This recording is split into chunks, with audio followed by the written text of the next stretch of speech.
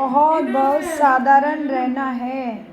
Fashionable ऊंचे बच्चे, तुम्हें बहुत साधारण रहना है। 30/10/2025 बाप दादा मधुबन से महावाक्य है, मीठे बच्चे तुम्हें अभी बहुत बहुत साधारण रहना है। फैशनेबल ऊंचे कपड़े पहनने से भी देह का अभिमान आता है। प्रश्न, तकदीर में उच्च पद नहीं है तो किस बात में बच्चे सुस्ती करते हैं? बाबा कहते हैं उत्तर में, बच्चे अपना सुधार करने के लिए चार्ट रखो। याद का चार्ट रखने से बहुत फ़ायदा है। नोटबुक सदा हाथ में हो। चेक करो कितना समय बाप को याद किया। हमारा रजिस्टर कैसा है? दैवी कैरेक्टर हैं हमारे में, दैवी कैरेक्टर हैं। कर्म करते बाबा की याद रहती हैं। चेक करो, याद से ही कट उतरेगी और ऊंची तकदीर बनेगी। गीत चला है। क्या गीत चला? भोलेनाथ से निराला, गौरीनाथ से निराला और कोई नहीं। ओम शांति। मीठे मीठे बच्चों, पास ये लक्ष्मी नारायण का चित्र घर में ज़रूर होना चाहिए। क्या चाहिए मीठे बच्चों के पास? इनको लक्ष्मी नारायण को देख बहुत खुशी होनी चाहिए, क्योंकि तुम्हारा यह है पढ़ाई का एम एंड ऑब्जेक्ट। तुम जानते हो हम स्टूडेंट हैं और ईश्वर पढ़ाते हैं। ईश्वरीय स्टूडेंट व विद्यार्थी है ना, हम यह पढ़ते हैं। सबके लिए यह एक ही उद्देश्य है। उनको देखते बहुत खुशी होनी चाहिए। किनको? लक्ष्मी नारायण को एम ऑब्जेक्ट सबके घर में होने चाहिए बच्चों के। और इनको देख के समझते हैं हम ऐसे बन रहे हैं, हमारे पढ़ाई का यही एम है। और फिर ईश्वरी स्टूडेंट हो तो उद्देश्य भी है, तो इनको देख के बहुत खुशी होनी चाहिए। गीत भी बच्चों ने सुना ना? क्या सुना गीत? भोलेनाथ से निराला कोई नहीं, जो हमें क्या से क्या बनाता है। भोलेनाथ है शिव बाबा। कोई कोई शंकर को भोलेनाथ समझते हैं, फिर शंकर और शिव को मिला देते हैं। क्या किया भक्तों ने गड़बड़? शंकर को भोलेनाथ बना के शिव को मिला दिया। अभी तुम जानते हो शिव ऊंचे ते ऊंचे भगवान और शंकर देवता, फिर दोनों एक कैसे हो सकते? यह गीत में सुना कि भक्तों की रक्षा करने वाले, ज़रूर भक्तों पर कोई आपदाएं है ना, तभी उसको कहा भक्तों की रक्षा करने वाला। कौन सी आपदा है बच्चों पर? भक्तों पर क्या आपदा आई है? 5 विकारों की आपदाएं सबके ऊपर है। भक्त भी सब है। ज्ञानी किसको नहीं कहा जा सकता। ज्ञान और भक्ति बिल्कुल अलग चीज़ है। जैसे शिव और शंकर अलग है। जब ज्ञान मिलता है ना, तो फिर भक्ति नहीं रहती। तुम सुखधाम के मालिक बनते हो। आ रहा है नशा आ रहा है? कहाँ के मालिक हो? बन रहे हो ना? तुम सुखधाम के मालिक बनते हो। आधा कल्प के लिए सदगति मिल जाती है। एक ही इशारे से तुम आधा कल्प का वर्षा पा लेते हो। देखते हो भक्तों के ऊपर कितनी तकलीफ है। ज्ञान से तुम देवता बन जाते हो। फिर जब भक्तों पर भीड़ होती है, अर्थात दुख होता है, तब बाप आते हैं। बाप समझाते हैं, ड्रामा अनुसार जो पास्ट हुआ ना, सो फिर रिपीट होना है। फिर भक्ति शुरू होती है तो वाम मार्ग शुरू होता है, अर्थात पतित बनने का मार्ग। उसमें भी नंबर 1 है काम। क्या है नंबर 1?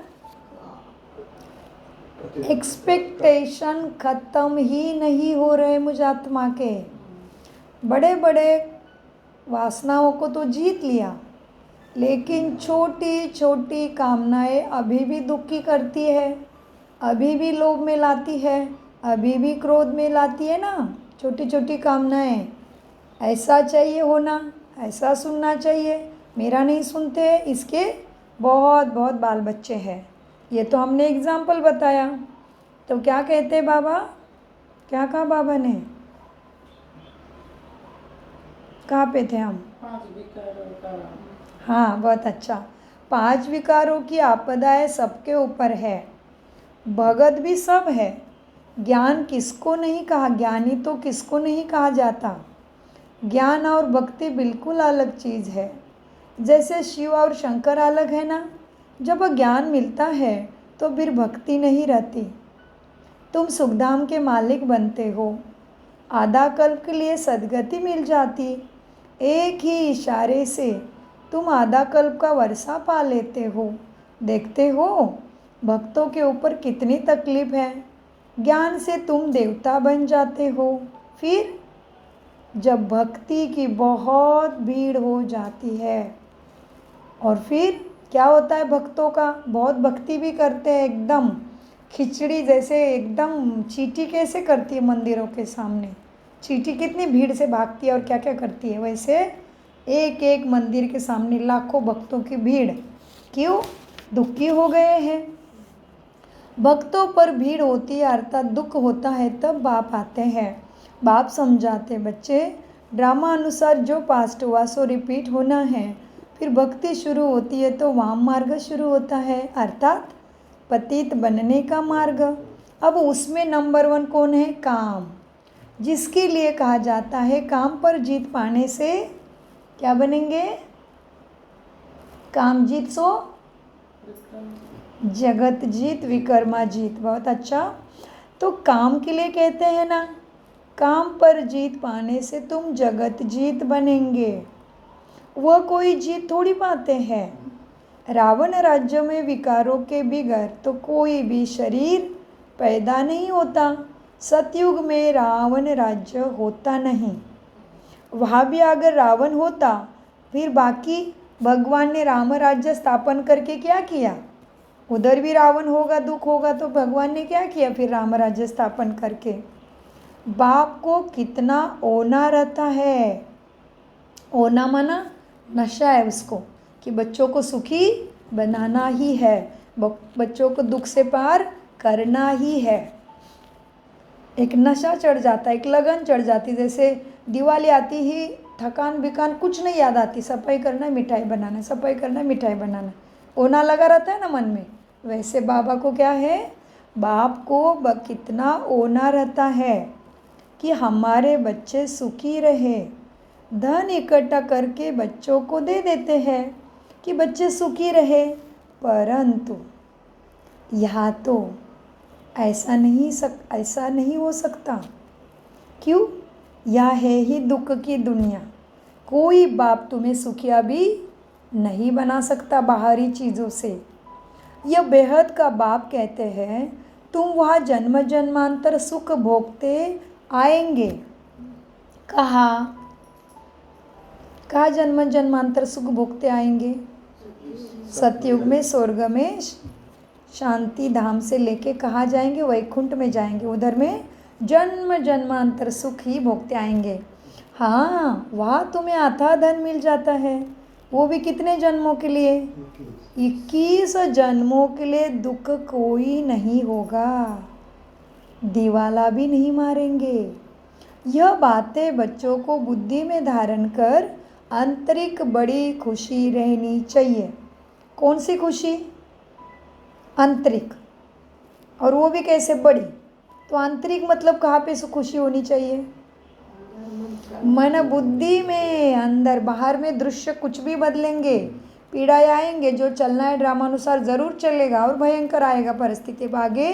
फिर भी तुम्हें मालूम है जो भी हो रहा है इसमें ही कल्याण है। इसलिए बाबा कहते हैं ये बातें बुद्धि में धारण कर आंतरिक बड़ी खुशी रहनी चाहिए। तुम्हारा ज्ञान और योग सारा गुप्त है।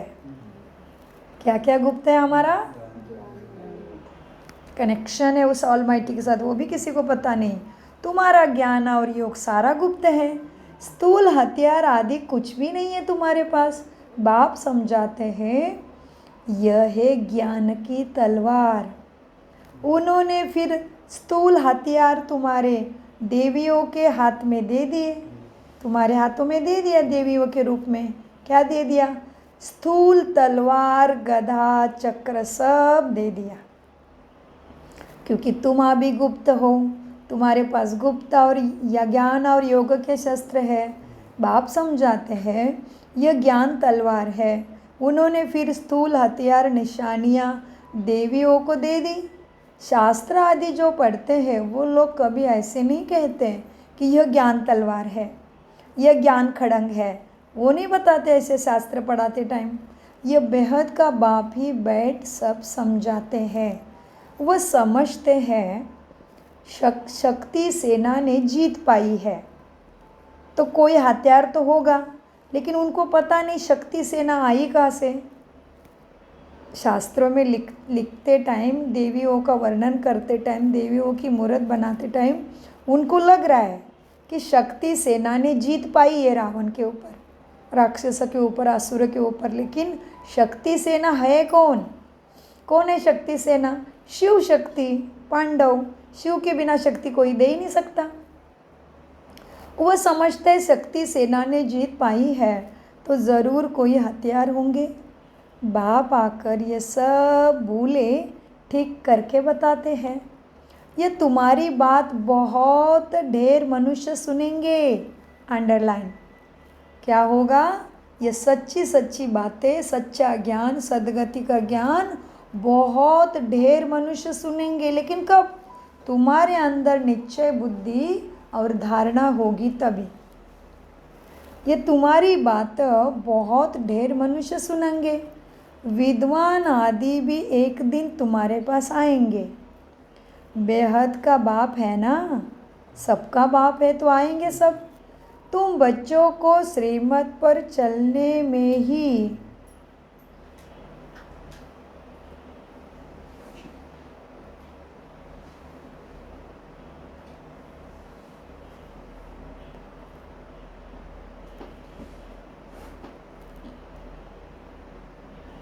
अब नमस्कार करके बाहर बैठ सकते हो जी। नमस्कार करके बाहर बैठ। Thank you.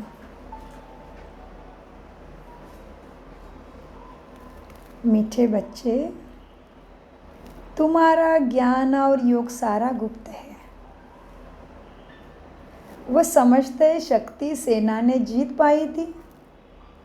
बाप आकर यह सब बातें भूले को ठीक करते हैं। ये तुम्हारी बात बहुत ढेर मनुष्य सुनेंगे। विद्वान आदि एक दिन आएंगे। बेहद का बाप है ना, तुम बच्चों को श्रीमत पर चलने में ही कल्याण है। तब देह अभिमान का महारोग टूटेगा, खत्म हो जाएगा। कब? देहाभिमान का बीमारी कब छूटेगी? श्रीमत पर चलने से। इसीलिए साहूकार लोग यहाँ अभी नहीं आते हैं। उनको उनके साहूकारी का बहुत अभिमान है। बाप कहते हैं देह अहंकार को, क्या? देह अहंकार को छोड़ो, नहीं तो अंत में तो दुख आने के बाद तो पुकारने वाले हो। क्या? भगवान छुड़ा ले, भगवान उठा ले। पहले ही बाप कहते हैं देह अहंकार को छोड़ो, तुम आत्मा हो। देखो, अच्छे कपड़े आदि का भी नशा रहता है। तुम अभी वनवाओं में हो, अभी जाते हो ससुर घर सतयुग में। अभी तुम सीता फंसी रावण के जेल में, माना वनवाओं में हो। राम आया है छुड़ाने परमपिता। उसके बाद तुम पास हो जाते हो और जाते हो ससुर घर सतयुग को कहा, क्योंकि फिर उतरती कलाई है। चढ़ने का टाइम अभी है, यह टाइम फिर कभी नहीं मिलता, इसलिए बाप आया है तो अभी मायके में हो। वहाँ तुमको बहुत जेवर पहनाएंगे। सतयुग में क्या करेंगे? जेवर पहनाएंगे। यहाँ ऊंचे कपड़े नहीं पहनने हैं। पढ़ाई पर हो, साधारण हो, गुप्त हो, वनवाह में हो, बाप कहते हैं बिल्कुल साधारण रहना है। जी बाबा, जैसे कर्म मैं करता हूँ बच्चों को भी साधारण रहना है, नहीं तो देह का अभिमान बहुत आ जाता है। देह अभिमान सारा खाना तुम्हारा खराब करता है, वह सब बहुत नुकसान कर देता है। तुम जानते हो ना? कौन जानता है? हम जानते हैं। तुम जानते हो हम ससुर घर जाते हैं, वहाँ हमको बहुत जेवर, महल आदि मिलेंगे। यहाँ तुमको जेवर आदि नहीं पहनना है, देह अभिमान आ जाता है। इसलिए आजकल चोरी आदि भी कितनी होती है, रास्ते में डाकू लूट लेते हैं, दिन प्रतिदिन यह हंगामा ज़्यादा बढ़ता जाएगा। इसलिए बाप कहते हैं, क्या कहा होगा मीठे बाबा ने मीठे बच्चों को? बच्चे अपने को आत्मा समझ मुझे याद करो, क्योंकि दुख बढ़ने वाला है दुनिया में। देहाभिमान में आने से बाप को भूल जाएंगे। ये मेहनत अभी ही करना है। जब पहाड़ आ गया दुखों का, तभी नहीं मेहनत कर पाओगे।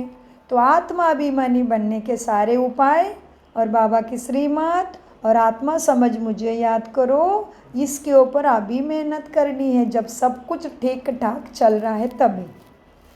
फिर कभी भक्ति मार्ग में यह मेहनत नहीं मिलती। इधर की मेहनत अलग है मन बुद्धि संस्कारों के ऊपर, उधर की भागा दौड़ी अलग है, लेकिन उससे कुछ मिला नहीं। अभी तुम संगम पर हो। कहाँ पे हो? कैसे? क्यों? भगवान आए हुए हैं, इसी समय आते हैं संगम युग में, इसी जी बहुत अच्छा, आ गए। फिर क्या हुआ? कैसे हुआ संगम युग? ये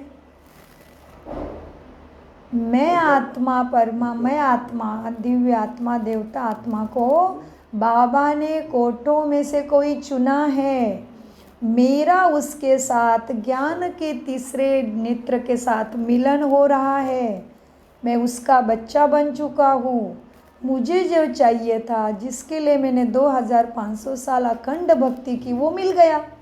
मिलन हुआ, संगम हुआ, दुखों से पार हो रहे हैं, सुख में जा रहे हैं। तो दुखों का खत्मा, सुखों के तरफ नैया मेरी चल रही है, तो ये मिलन हो रहा है। संगम युग क्यों बना? कलयुग खत्म, कलयुग का अंतिम, सतयुग की शुरुआत, बाप मिला, संगम शुरू हुआ। मीठे बच्चे, मेरे अंदर से संगम युग क्यों है, इसके ऊपर अनेक तरह का चिंतन कर सकते हैं। मेरे अंदर से पतितपना नष्ट हो रहा है, पावनता भर रही है, हो गया संगम।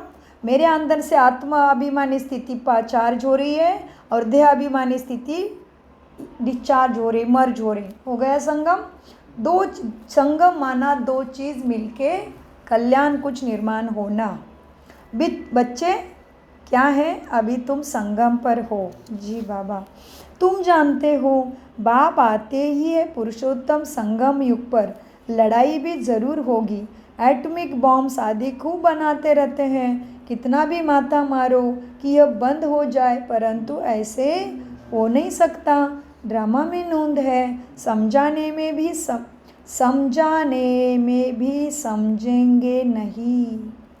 मौत होना ही है तो बंद कैसे होगा इनका बॉम्ब बारूद और लड़ाई?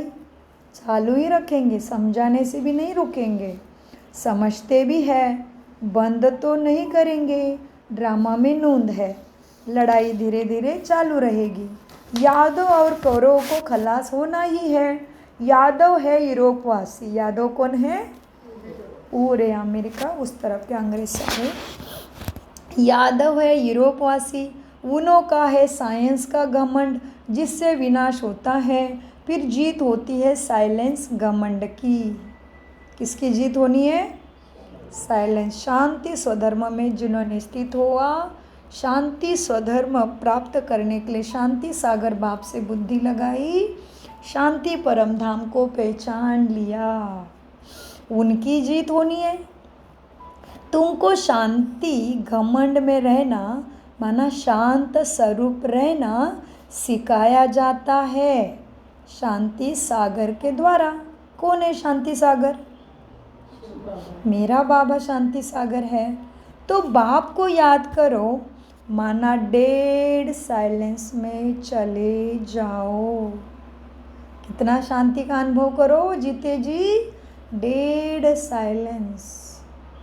इतना अच्छा योग लगाना सीखोगे तभी आत्मा के अंदर वो करंट आएगा और वह पापों का भस्मा होगा और आत्मा संपूर्ण रीति सर्व गुणों से शक्तियों से चार्ज होके इस नैया से पार हुई की हुई कलयुग का दुख दर्द, प्रकृति के हलचल, बॉम्ब बारूद, भटकती हुई आत्मा मेरा बाल भी बाका नहीं कर सकती।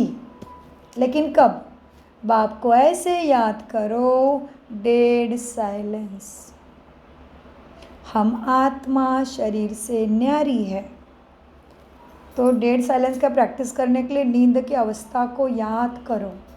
जब मैं गहरी नींद में हूँ आत्मा, तभी मेरा भान कहाँ है?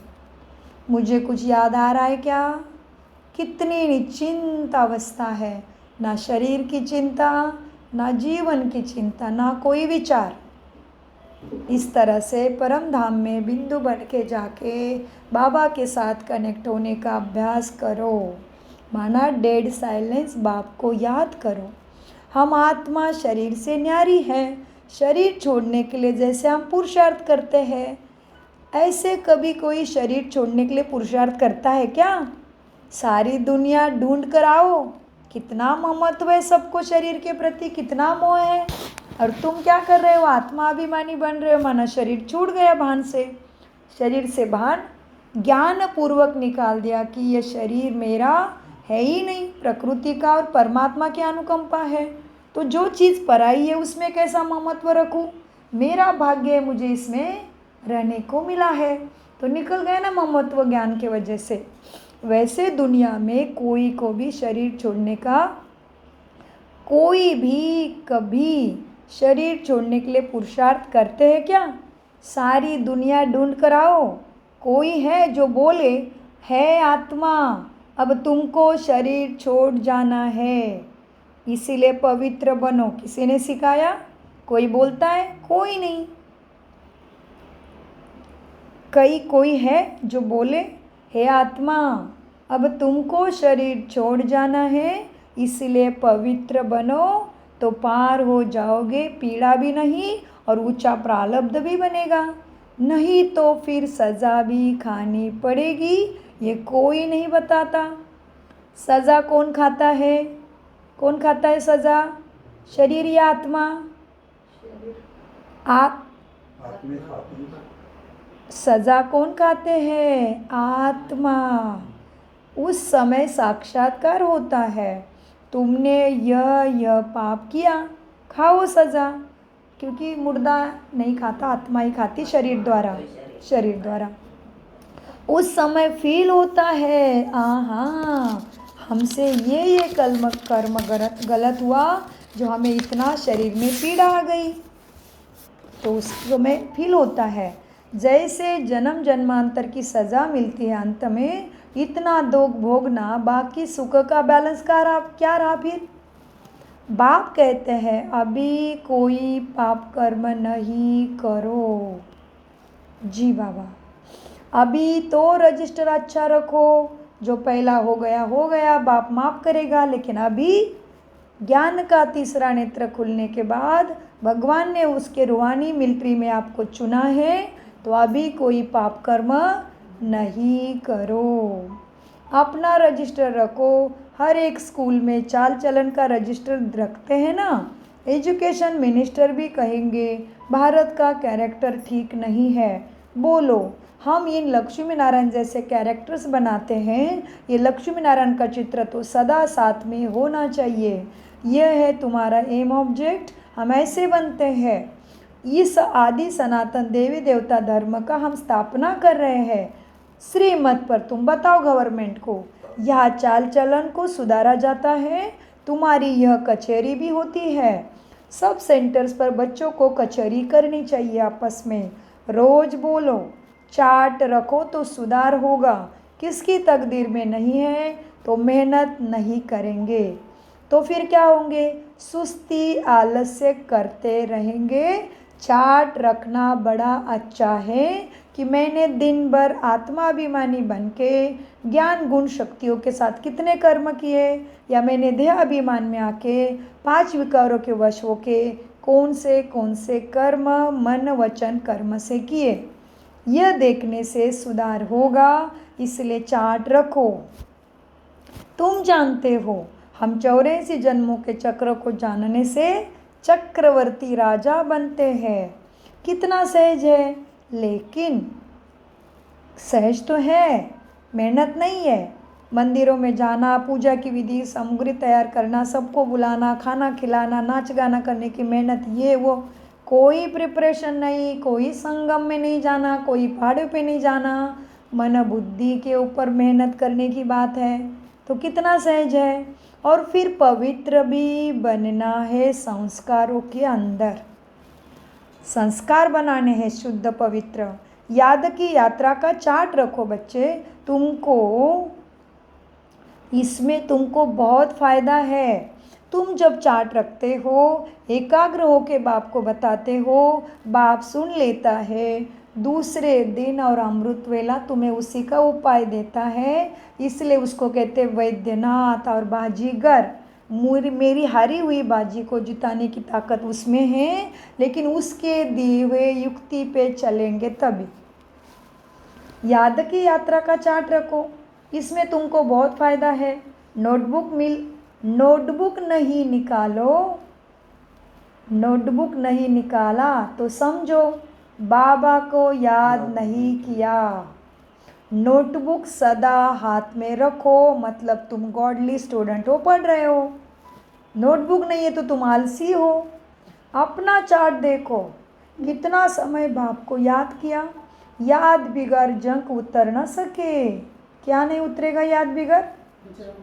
कितने जन्मों की है? 63 जन्मों की है। जंक टाइम उतना ही। उधर में भी 2500 साल में 21 जन्म पूरे करेंगे, माना मृत्यु जल्दी नहीं है। और इधर भी 2500 साल का ही भक्ति में चले गए, विकारों में धीरे धीरे चले गए, लेकिन उसमें जन्म मृत्यु जल्दी जल्दी हुआ। आयुष्य मर्यादा कम होने के कारण तो जन्म कितने हो गए? 63। देखो बच्चे, कहाँ पे थे हम अभी? याद, बहुत अच्छा। याद बिगर जंक उतर ना सके, क्योंकि आत्मा कानों द्वारा सुनती है ना। ये साधारण महावाक्य नहीं है। जितना एकाग्रता से सुनोगे उतना पुण्य जमा होगा। संस्कार बदलने में बहुत मदद होगी।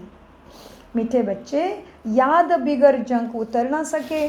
कट उतरने के लिए चीज़ को घासलेट में डालते हैं ना। कर्म करते हुए भी बाप को याद करना है तो पुरुषार्थ का फल मिल जाएगा। मेहनत है ना। उनको बोलो गर्मी होती तो पंखा चालू करो, बाहर होंगे तो। वो मुरली में नहीं बैठ सकते राजयोगा के बिना। उनको बता दो गर्मी होती तो पंखा चालू करो, बाहर का बटन। आपने करा, उनको बोलो होती है तो करेंगे। मीठे बच्चे, याद बिगर जंक उतर ना सके। कट उतरने के लिए चीज़ को घासलेट में डालते हैं ना। कर्म करते हुए भी बाप को याद करना है तो पुरुषार्थ का फल मिल जाएगा। मेहनत है ना। ऐसे ही थोड़ी ही ताज रख देंगे सिर पर, बाबा इतना ऊंचा पद देते हैं। कुछ तो मेहनत करनी है। इसमें हाथ पाँव आदि कुछ भी नहीं चलाने हैं।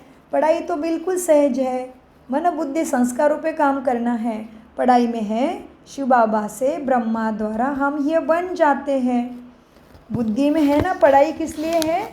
शिव बाबा से। बुद्धि में है ना, शिव बाबा से ब्रह्मा द्वारा हम यह लक्ष्मी नारायण बन जाते हैं। बन रहे हैं ना? हाँ बाबा बन रहे हैं। कहाँ भी जाते हो तो बैज ज़रूर लगा हुआ हो। बोलो आपको बैज है ना? हाँ, तो अंकल जी जीत गए। बाबा ने बोला कहाँ भी जाते हो तो बैज ज़रूर पड़ा रहे। बोलो, वास्तव में कोट ऑफ आर्म्स यह है, कोट ऑफ आर्म्स समझाने की बड़ी रॉयल्टी चाहिए। कोट ऑफ आर्म्स माना वो हमारे नोटों पे 3 है ना, लायन के 3 सिर है ना, वो कोट ऑफ आर्म्स माना विष्णु, ब्रह्मा विष्णु शंकर किसके द्वारा हुए? शिव बाबा द्वारा रचना हुई है। तो ब्रह्मा द्वारा स्थापना, विष्णु द्वारा पालना, शंकर की स्थिति माना दुखों का विनाश। तो बाबा कहते वास्तव में बता दो उनको, कोट ऑफ आर्म्स ये है माना वो कॉइन पे नोट पे होता है ना हमारा, सत्यमेव जयते उसके नीचे लगा रहता है हाथ, लायन के 3 सिर होते हैं, वो ब्रह्मा विष्णु शंकर चाहिए। वास्तव में कोट ऑफ आर्म्स यह है, समझाने की बड़ी रॉयल्टी चाहिए तुम बच्चों में, बहुत मीठापन से समझाना है। कोट ऑफ आर्म्स पर भी समझाना है। प्रीत बुद्धि और विपरीत बुद्धि किसको कहा जाता है? तुम बाप को जानते हो, लौकिक बाप को तो गॉड नहीं कहेंगे ना। किसको गॉड नहीं कहते? हाँ, शरीर के पिता को तो गॉड नहीं कहेंगे। वो बेहद का बाप ही पतित पावन सुख का सागर है, उनसे ही सुख घनेरे मिलते हैं। अज्ञान काल में समझते हैं माँ बाप सुख देते हैं, ससुर घर भेज देते हैं। अब तुम्हारा है बेहद का ससुर घर, वह है हद का। वह माँ बाप करके 5-7 लाख करोड़ देंगे तुम्हें, लेकिन तुम्हारा तो बाप ने नाम ही रखा है पद्मा पदम पति। तुम कितने ऊंचे बनते हो। तुम्हारा यह बेहद का बाप तुम्हें क्या बनाता है? पद्मा पदम पति बनाते हैं। इसलिए तुम्हारा तो बाप ने नाम रखा है पद्मा पदम पति बनने वाले बच्चों। वहाँ तो पैसे की बात ही नहीं, तुम्हें तो सब कुछ आपे ही मिल जाता है जो कभी ख़त्म नहीं होता। बड़े बड़े अच्छे महल होते हैं, जन्म जन्मांतर के लिए तुमको महल मिलते हैं। देखो सुदामा का मिसाल है ना जी बाबा। चावल मुट्ठी सोना है तो वहाँ वह भी ले आते हैं। अब चावल रूखा थोड़ी खाएंगे, चावल रूखा सूखा थोड़ी खाएंगे, तो उनके साथ कुछ मसाले आदि भी ले आते हैं। कितना प्रेम से ले आते हैं। बाबा तो हमको जन्म जन्मांतर के लिए देंगे, इसलिए कहा जाता है उसको दाता। भक्ति मार्ग में तुम ईश्वरार्थ देते हो तो अल्पकाल के लिए दूसरे जन्म में मिल जाता। कोई गरीब को देते हैं, कॉलेज बनाते हैं तो दूसरे जन्म में पढ़ाई का दान मिलता है। मनुष्य को दान करने से कोई आने के जन्मों के लिए नहीं मिलेगा, लेकिन भगवान के ईश्वरीय विश्वविद्यालय में देते हो तो वो बेहद का बाप है, तो रिटर्न भी बेहद ही देता है। जिस तरह से भक्ति मार्ग में भी तुम भगवान के नाम पे दान तो देते हो, लेकिन उसका रिटर्न दूसरे जन्म में थोड़ा मिलता है। तुमने भगवान के नाम पे समझ लो भक्ति में गरीबों को दान दिया या कॉलेज बना दिया, तो दूसरे जन्म में तुम्हें थोड़ी पढ़ाई अच्छी मिलेगी और तुम थोड़े धनवान बनोगे। धर्मशाला भी बनाते हैं कोई मनुष्य, तो क्या होगा? दूसरे जन्म में मकान अच्छा मिलेगा। बस एक ही जन्म के लिए मिलता है, क्योंकि धर्मशाला में बहुत आकर सुख पाते हैं ना। यहाँ तो तुम तन मन धन ऐसे सफल करते हो जो जन्म जन्मांतर का प्राप्ति होती है। इसलिए यह जन्म जन्मांतर की बाजी है। तुम जानते हो शिव बाबा को जो देते हैं वह सब हमारे ही काम में बाबा लगाते हैं। शिव बाबा तो आप अपने पास रखते ही नहीं, उनको तो शरीर ही नहीं, तो क्या करेगा? वो तो कुछ खाता भी नहीं, हमारा आता भी पुराने तन में है, नई दुनिया में आता भी नहीं। हाँ, वो तो सदा निरहंकारी निर्विकारी और कैसा है? ज्योति बिंदु स्वरूपम। शिव बाबा तो अपने पास रखते ही नहीं, सब कुछ बच्चों का बच्चों में ही लगा देते हैं। इनको भी कहा सब कुछ दे दो तो विश्व के मालिक बन जाएंगे। किसको कहा बाबा ने? पहले ब्रह्मा को बोला।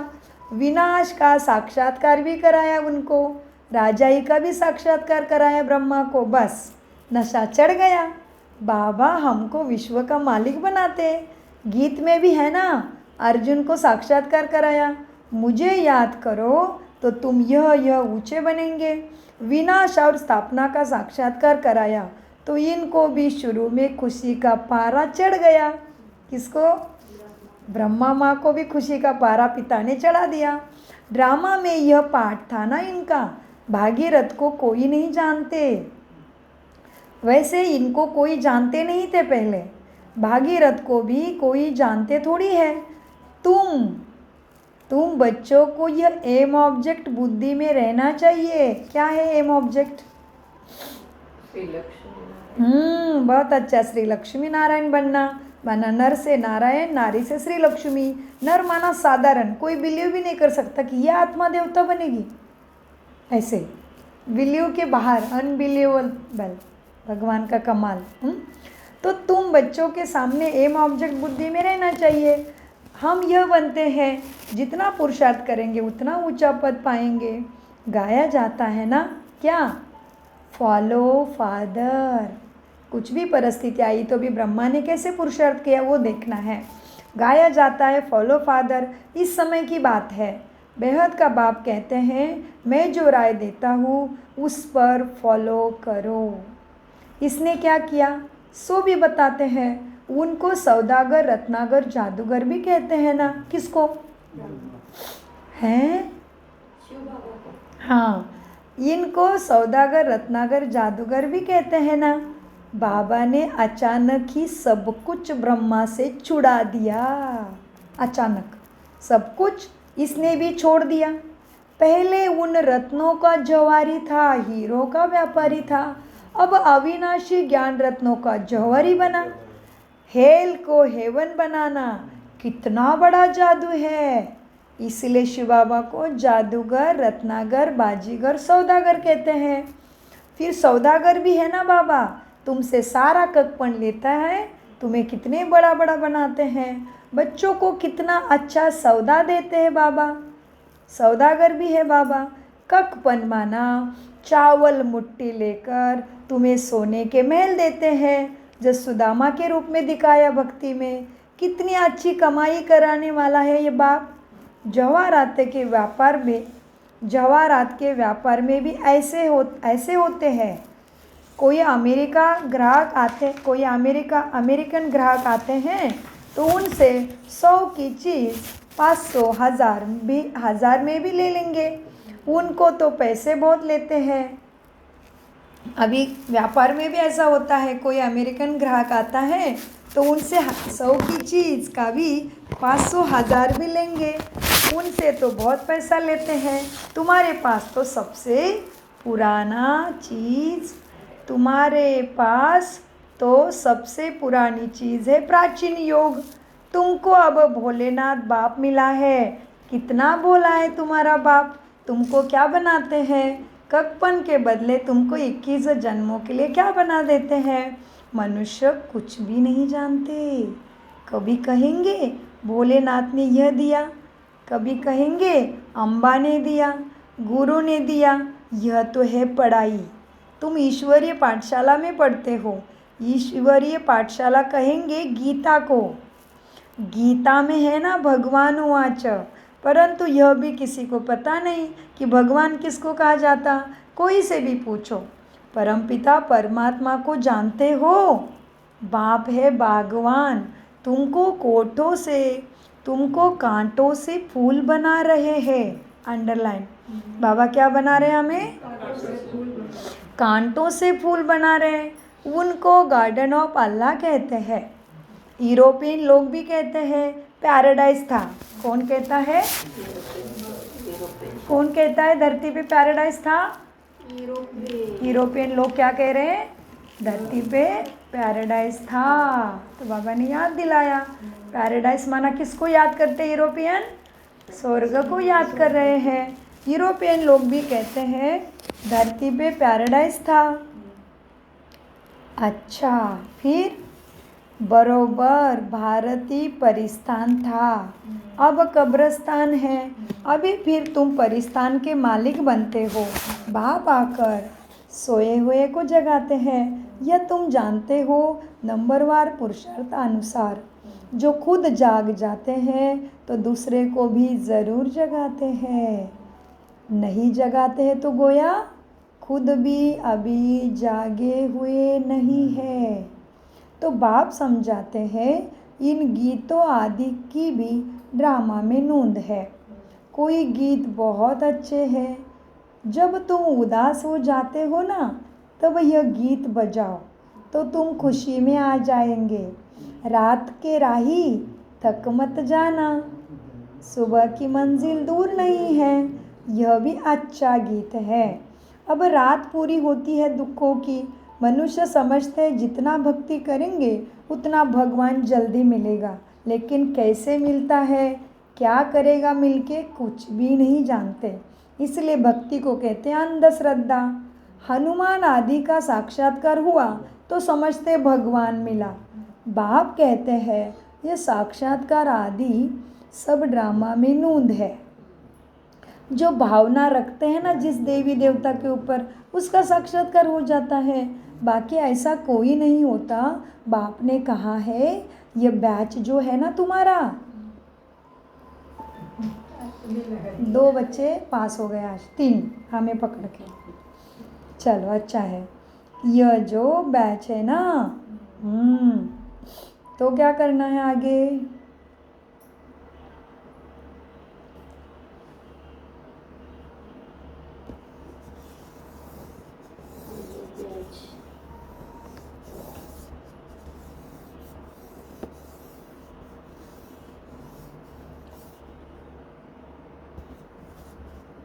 हनुमान आदि का साक्षात्कार हुआ तो समझते भगवान मिला। बाप कहते हैं साक्षात्कार आदि की सब ड्रामा में नोंद है।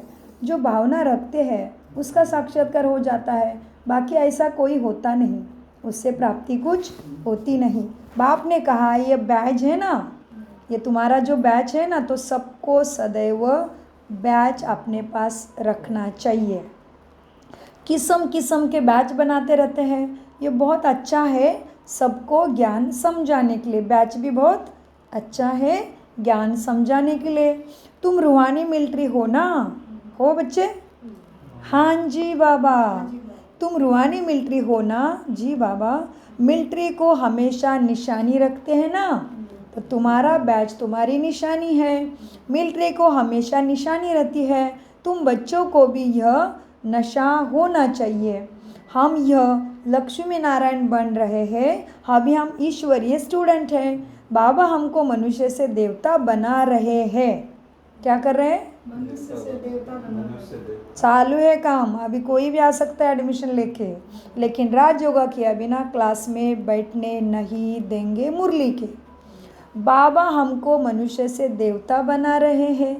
मनुष्य देवताओं की पूजा करते हैं, देवता है तो देवता की पूजा नहीं करेंगे। यह मनुष्य देवताओं की पूजा करते हैं क्योंकि वह श्रेष्ठ है।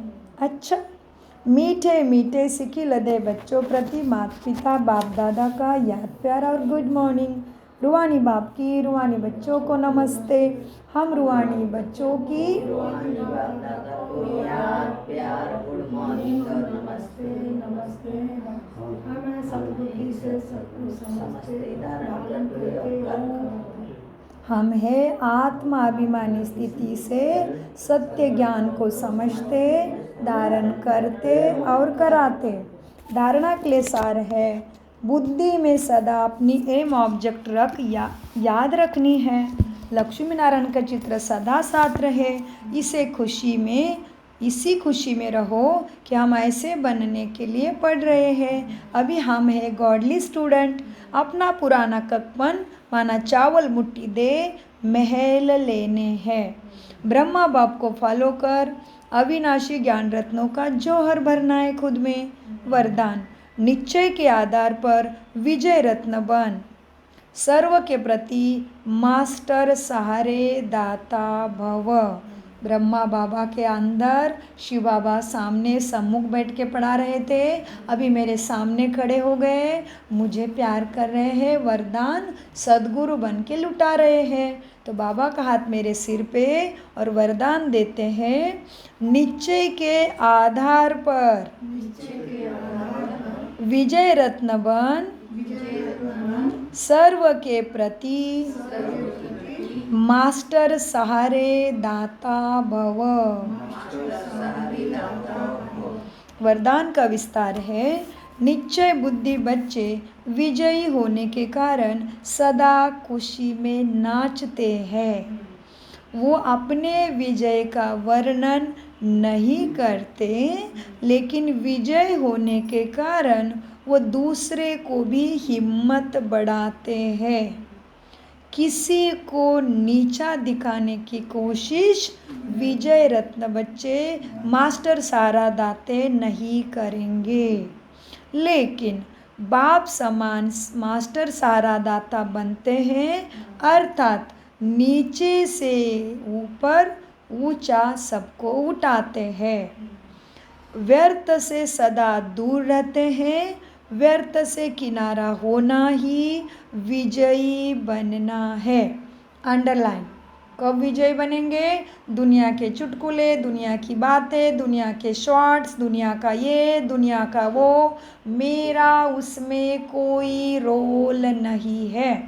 जितना मैं दुनिया की बातों में रहूँगी, मतलब मैं अपवित्र आत्मा के साथ कनेक्ट हो रही हूँ, तो उसके मन की स्थिति मुझे आगे बढ़ने नहीं देगी।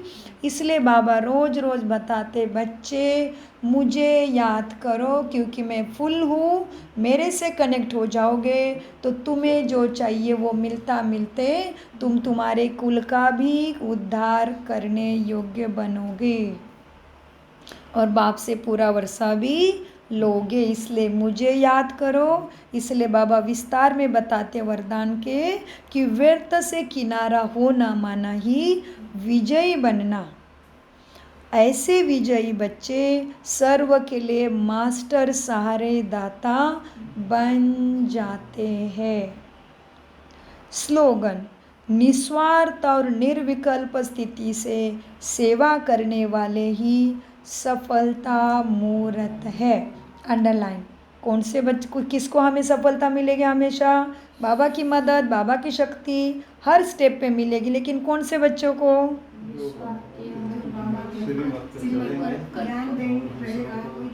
हाँ जी, छोटा सा स्लोगन लेकिन बहुत पावरफुल। निस्वार्थ और निर्विकल्प स्थिति में सेवा करने वाले ही सफलता मूर्त है। अव्यक्त इशारे अति सूक्ष्म और बहुत शक्तिशाली होते हैं।